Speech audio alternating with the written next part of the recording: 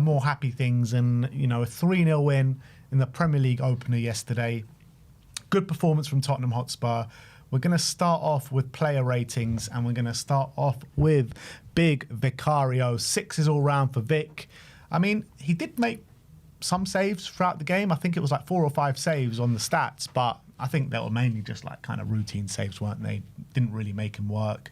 And handled everything pretty well. I think there was one kind of kick that just went out of play, but apart from that, I think he did well. Yeah, I think in terms of the saves, the one that stands out was the one from Jadon Anthony in the second half, which at 1-0, if that goes in, could be a very different game. Burnley was starting to create a few more chances at that point, so that was a crucial save. But I don't really remember any saves which he didn't. I think he hang on to every save. Like, he didn't push any away or anything. They didn't really have any clear-cut chances, to be honest. So I think it was a fairly simple day for Vicario, and that's a credit as well to Thomas Frank and the defence and the setup that we've got, because I feel like every game so far, when we're talking about the goalkeeper and player range, we're pretty much saying the same thing. So hardly tested. Yeah, true.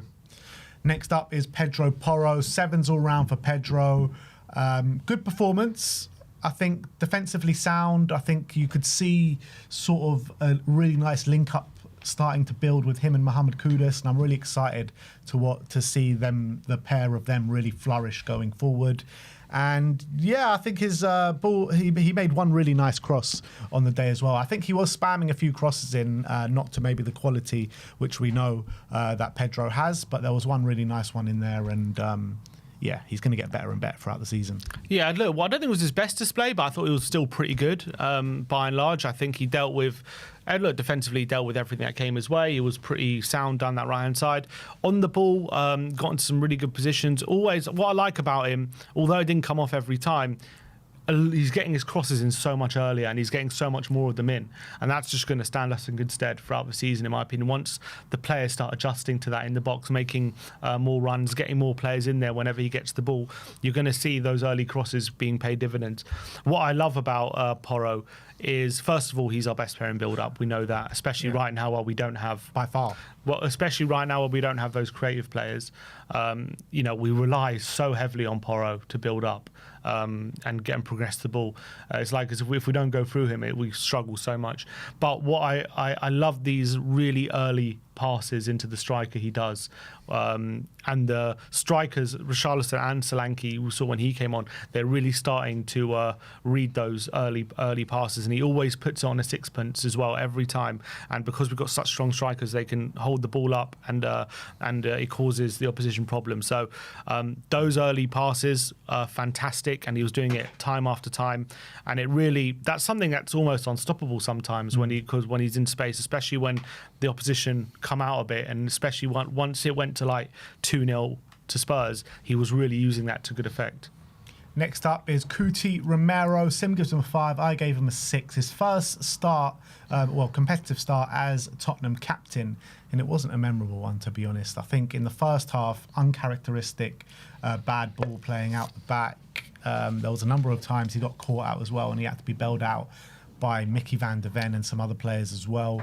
But I would say that I felt that he was growing throughout the game, and he was getting better as the game wore on, but it was just, it was a poor performance, to be honest. Yeah, I think second half was much better. I agree with you. First half, though, I would say 1 sloppy pass, okay, that happens. 2 sloppy passes, okay, a bit of a red flag. 3 sloppy passes, you're getting marked down for that quite a lot, because you can't be doing 3 sloppy passes in a half. Especially when we know the quality that he has from that aspect. And in bad positions. I think of the sloppy passes were a symptom of the team as well. It wasn't just his fault. I think there was a bit of lack of movement. No one showing for the ball as much as they should. So I think I don't think he was the only one to blame for his own sloppy passes in a weird way. But at the end of the day, he chooses to pass in that direction. I remember there was one pass, I was like, where's he even passing to? I don't even know who was looking to receive the ball, and it was just straight to a Burnley player. It was really, really poor. And actually, there was one moment as well, they play, I think he does a sloppy pass, and they play a straight through ball to Foster, and he looks like he's in on goal, and we needed... Actually, I think Romero, at one point, Romero bailed himself out with it when he blocked a shot, although it was from 25 yards. So he did make up for it a bit, but I don't know. You can't be doing that many sloppy passes in one half in dangerous positions. But as you say, second half definitely shored up. Cut that out of his game, and I think it was his pass as well that led to Richarlison holding the ball up and led to the third goal. So that was good, and we saw the real Romero in that second half. Mickey van de Ven, 8s all round, and I felt like he was the player that really kind of glued that defence together and made us. He was imperious on the day. Much better performance than Cuti Romero. Like I mentioned, was able to bail out Romero. Some really last-ditch challenges in there from Mickey, and one marauding run forward, which I thought he was going to go all the way at one point, but it wasn't to be. And just a really strong defensive display from Mickey, and it was great to see. Yeah, I think he was our best defender probably on the day. He is that safety blanket which we absolutely love to have, especially when there are just some times where if you probably do a freeze frame, you think, okay, we're in trouble here, and then you just play the clip along and bam, it's just Van de Ven comes out of nowhere and the worry's gone. So that's what he offers, and I thought he did that a few times yesterday brilliantly. I thought he was so strong on the ball as well. Good passing. He wasn't sloppy on the ball. Good progressive passer as well. I thought it was a really good display from Mickey yesterday.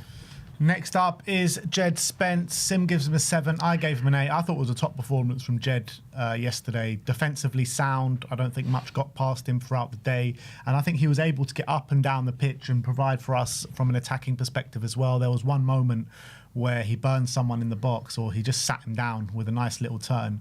And he went for the shot where he probably should have slipped in Mohamed Kudus. And that was probably going to be 4-0. But he didn't. But I think, that was the only thing. I think apart from that, I thought he was brilliant all round, and it was unbelievable for him to get into that position as well. So really good display from Jed. Yeah, really positive. Good attacking play as well. I think he had also got to the byline once and cut it back for Rishi, and that led to that moment where he had a shot blocked and then received the ball back again and drew past the defender and had a really good chance. So that was really good from Jed. Obviously, I think mostly in the second half, he had a couple of moments going forward. I said that had that shot blocked. First half, it seemed as though when we got the ball to him, we were just struggling to get the ball forward and progress. It seemed as though we would get the ball to Jed. He would look up and then think, I can't really go anywhere. Then he would go back to Van de Ven and he would go, then would go over to Porro, and then we were able to get the ball forward. So we need to work on how to progress the ball when we're down the left-hand side, when we're down with Jed. I think a lot of it's to do with Brendan as well. I don't think Brendan was helping him enough. So I think that's obviously, he has a part to play in that. But I think overall, obviously, we know defensively, fantastic. Didn't get beaten once, I don't think. And offensively, provided a threat. Archie Gray up next. Sim gives him a 6. I gave him a 7, but actually on reflection, I think 6 is definitely more fair for Archie. I thought in the first half, he was probably the weak link in our midfield. Second half, I think he kind of did grow in the game a bit more. He was making himself known. He was spraying the ball about a little bit, just these nice little touches to get us further up the pitch. And I think as the game was wearing on, he was coming more and more into the game. Obviously got taken off with about 20 minutes to go for Rodrigo Bentancur. I wasn't that impressed with him in the first half, but as it came into the second half, he was getting better and better. And I think he kind of got taken off in probably his best moment, to be honest. Yeah, I agree. I think he grew into the game quite well. I think in the first half, he was kind of letting the game pass him by like he has done maybe in previous games. And I think there was that moment, obviously, in that first half where Burnley was starting to kind of dominate a bit and get into our half, and I think Gray was kind of just letting it happen, wasn't really doing enough to stop it. But I think as the second half came, I think he grew into it. We started to dominate quite well in the middle, and he was really contributing to that. Still, I feel playing it a bit too safe, but if he's playing in the number 6 position, that might be an instruction. So I think he did all right once the game ended.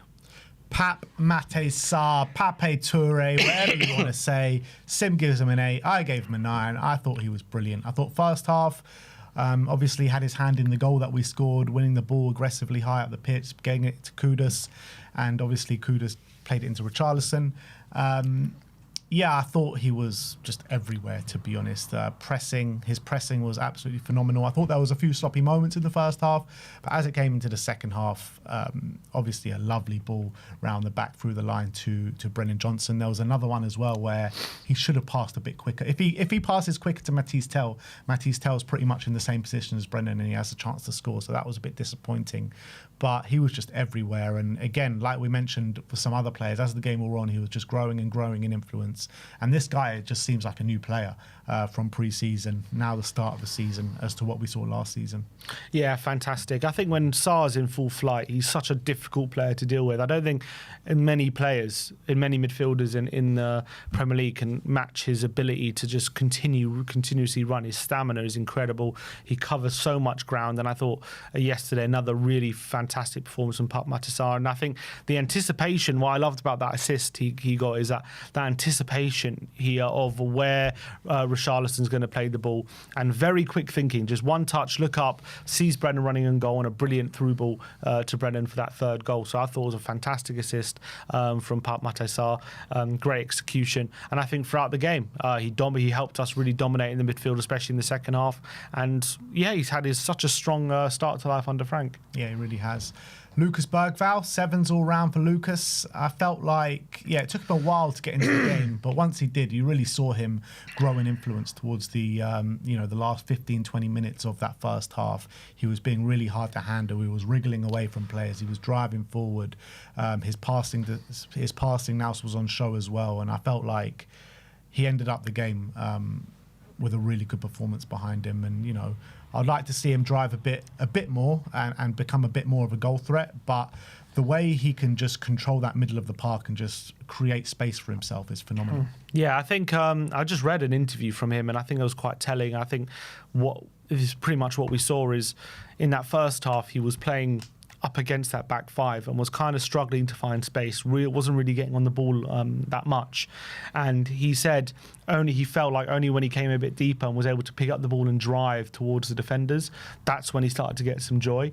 And that's what I remember seeing in the game, when there were moments he would come a bit deep, get the ball off around the halfway line, and then just spin his man and then drive at the back line, and all of a sudden the space would open up and there would be chances there. That's where we saw Bergvall at his best.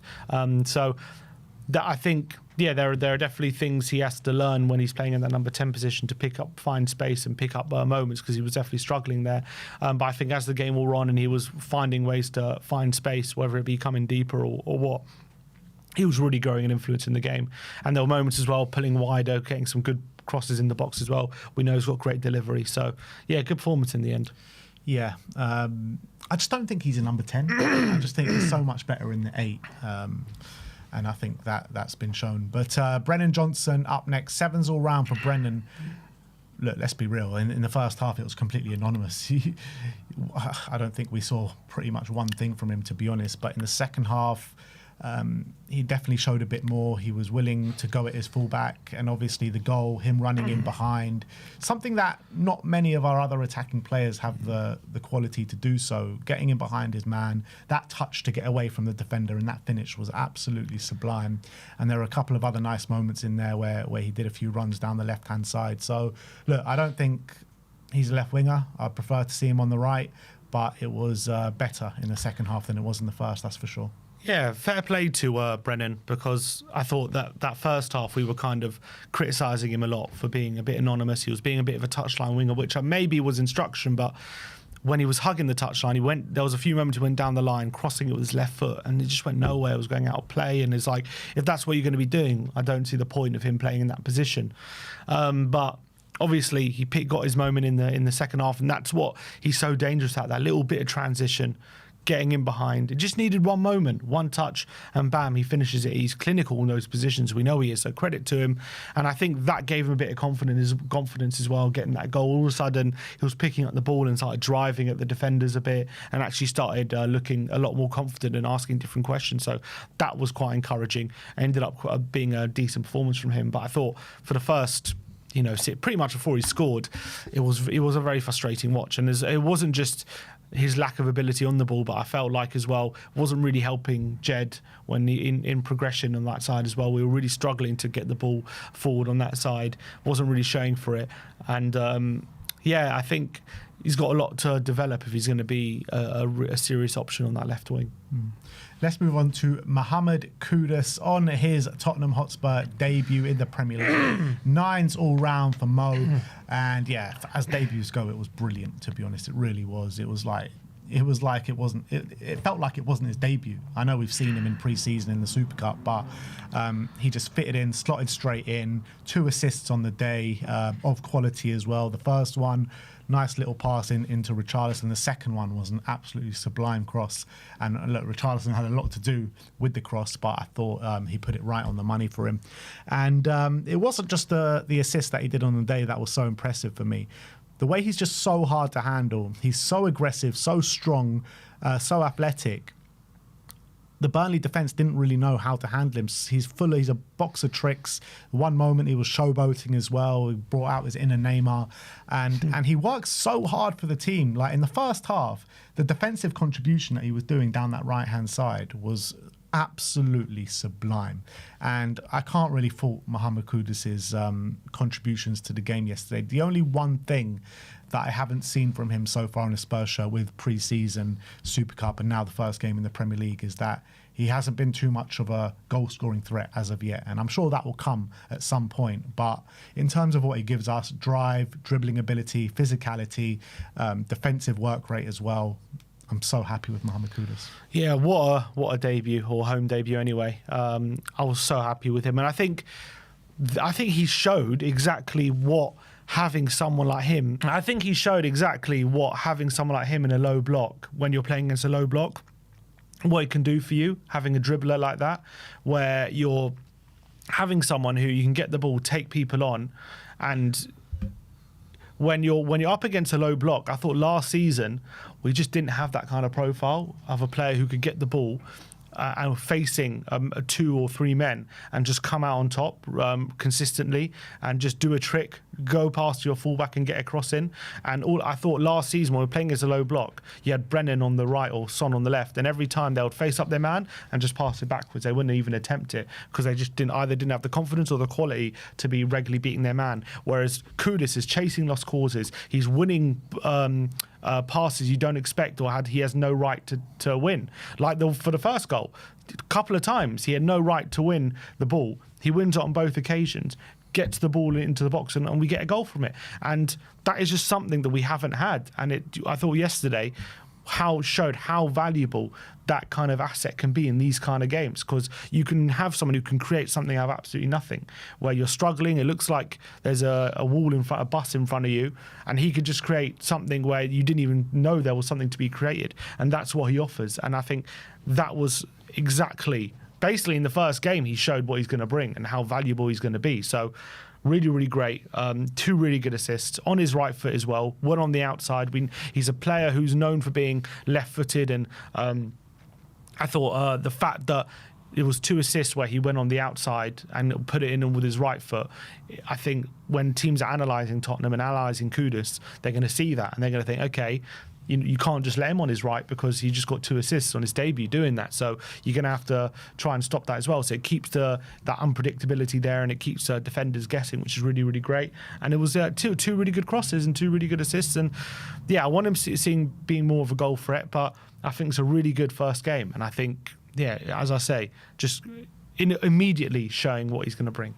Yeah, such an exciting player to watch as well. I mean, he's a proper Tottenham player, and it's someone that we haven't had in so long on the wings. Yeah. And there was one moment where he gets it on the right-hand side of the box. He fakes to go one way and goes the other way, completely takes it round the player and gets across in the box. I mean, we haven't had someone that just do those simple things. And it's not simple, it's not easy to do. But we haven't had someone that can do that for so long. Yeah. And it's such a breath of fresh air. So I'm loving Mohamed Kudus. And what makes it even better is West Ham losing 3-0 yesterday, after everything that they said about him as well, saying, he's not going to make a difference to you, he's not a great player, he's lazy, he's this, he's that. 2 assists on his debut, which probably equals his West Ham assist for last season, and West Ham sitting near the bottom of the league with a 3-0 loss to newly promoted Sunderland. They don't care about that. They got Kudus as a snake banners. They won yesterday, didn't they? It doesn't matter. They lost 3-0. They got the Kudus snake banners, so they're loving life.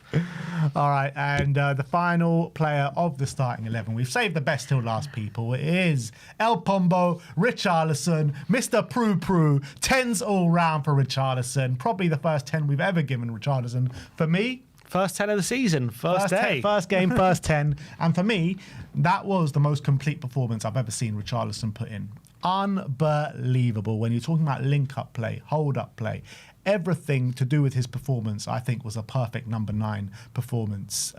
Finishing ability, the way he was bringing others into play, his passing was sublime. The way that we can just knock it into him and he was making it stick every time, taking it past players as well. Oh my God, everything he did was perfect. I couldn't believe what I was watching. And you look back at the PSG game and we're thinking, wow, this is one of Richarlison's best display. And he got even better in this game against Burnley. And the Burnley players just didn't know how to deal with him. They were getting close to him. He was spinning them and he was taking it round them. If they would sit off him, he would spray a lovely pass out wide. Unbelievable. The first goal, unbelievable finish where he takes it on the half volley and slots it in the far corner. And the second goal, what more is there to say about that? One of the best goals that we've seen, reminiscent of that World Cup goal for Brazil. Scissor kick into the top corner. That is just a sensational finish. And this guy, if we keep him fit and he stays in this kind of form, the number 9 issues are gone. Yeah, I don't think he's ever looked as fresh and healthy as he has right now. And I think following on from what was a fantastic performance against PSG, really causing them lots of trouble, and physically, he was dominating that. And I was thinking, wow, he's doing so well, but, is it because these PSG defenders are tired? And then coming up against Burnley, he's doing exactly the same stuff in terms of his ability to hold the ball up. And what I love about that is not only is he holding the ball up, he's keeping the ball, he's then bringing other players into play. He's making quick decisions as well. One criticism I have of Solanke when he holds the ball up is he holds it up, but he does spend a bit too much time for me just like shielding the ball, where there's a little quick pass he can give off. He can just hold the ball up and lay it off quickly, and all of a sudden we can go. Where I feel like Solanke just holds it too much. What I liked about Richarlison yesterday is he doesn't just hold the ball up just to hold it up sake. He holds it up with a view of quickly getting it to a teammate so he can progress the ball up the pitch very quickly and start our attacks. And I thought he was doing a phenomenal job doing that. He also won a few duels where you're thinking he's probably not favourite for this one, and all of a sudden he's come bursting in there and he's winning the ball, he's winning a free kick, or he's keeping possession for Tottenham where it looked like he wasn't going to. Look at the third goal. I mean, I don't know how he keeps the ball there. He gets passed into by Romero. He kind of flicks it over Esteve. Yeah. He then gets back in front of Esteve, lays it quickly off to Sarr, and then Sarr obviously plays it quickly to Johnson. I'm like, how the hell did Richie just do that? That element of the goal has, I think, gone under the radar, and how impressive that was from Richie to keep it away from the Burnley defender. And I think that's what I mean about holding up but then quickly laying off to Sarr, because I feel like if that was Solanke, he would have held it up off Esteve, but he wouldn't have played up to Sarr as quickly as Richarlison did, and that one maybe we wouldn't have got that goal if it was him. So I think that was fantastic. And then we talk about his goals. What I think the finishes were fantastic. They've been talked about. I want to talk about the movement though, because you've got to remember he's playing against a back 5. He's playing against 3 centre backs. Yeah. It should be extremely difficult. The reason you play a back 5 and 3 centre backs is basically saying you're not going to get any free space in that box. Anytime you're in the box, you're going to be challenged. You're not going to get any free headers or whatever. So the fact that he was able to that movement, if you watch his movement, you saw that the whole Burnley defensive line dropped really deep, like in line with like the 6-yard box. He was like, okay, if you're going to drop that deep, I'm just going to peel off around the penalty area, and once Kudus picks me out, bam, I'm just going to quickly first time finish. He's got that finishing ability. We've seen it. I think if I remember rightly, when he went through that period under Ange, I think it was like from like November to January or whatever it was, he scored like 9 goals in 11. If I remember rightly, I think one of the stat was like 8 of them were first time finishes. and like were all, if I remember rightly, and like they were all very much like quick finishes. So he's got that in his locker, and he showed that yesterday.